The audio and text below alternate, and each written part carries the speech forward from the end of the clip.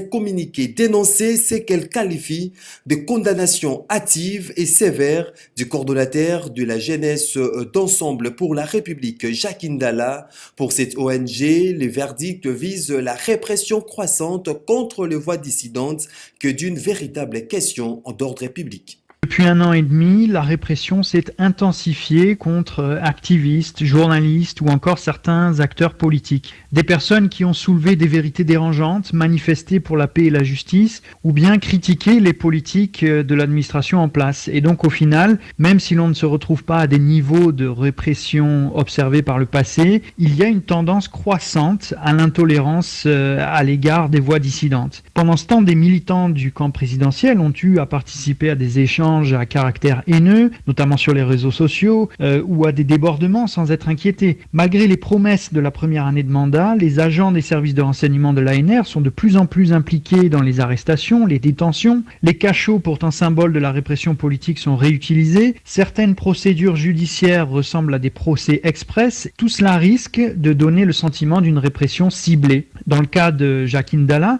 qui s'est opposé à une proposition de loi par ailleurs discriminatoire, on peut tout à fait rappeler que l'incitation à la violence peut faire l'objet de poursuites s'il y a lieu. Mais encore une fois, l'intervention de l'ANR pour l'interpeller, la procédure hâtive